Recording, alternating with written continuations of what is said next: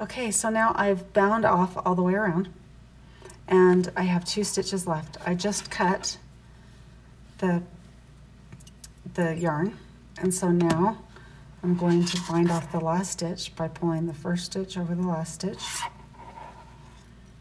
And then I'm going to pull with my right needle and pull the end out. So now I have this beautiful bound off edge, and it ends abruptly. So oftentimes I've seen this on sweaters where knitters bind off at the end of the neckband, like on a bottom-up sweater, and then they just like work that in, or like tie that in, and then they have this jog. You don't want to have the jog there or on a sweater. So what you do is you can fix this with a duplicate stitch. So with the tapestry needle, you go in. So this is the first stitch. If you can see it, there's a V. This is the second stitch, bind off stitch with a V.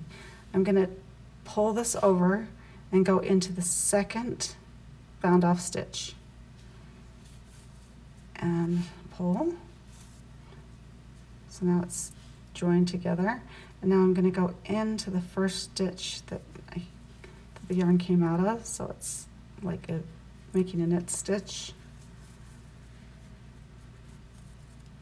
And now it's going to turn around. So now I'm going to go in here and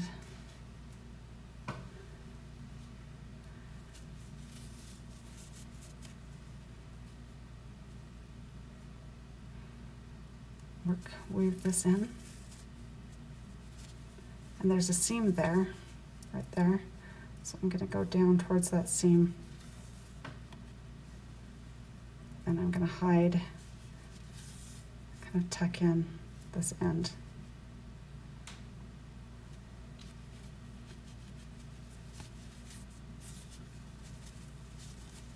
And go back.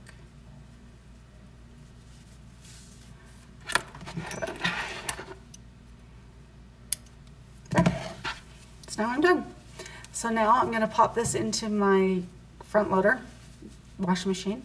And depending on the yarn, or depending on the fit, if I have a lot that I want it to shrink down a bit when I felt it, then I'll use warmer water. But if I don't want it, like if it just barely fits me, you can wash it in cool water and it will still felt slightly, and then dry them flat and you're done. And when you wear these slippers, you can wash them in your washing machine.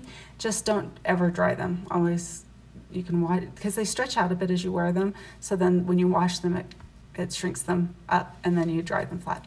That's it.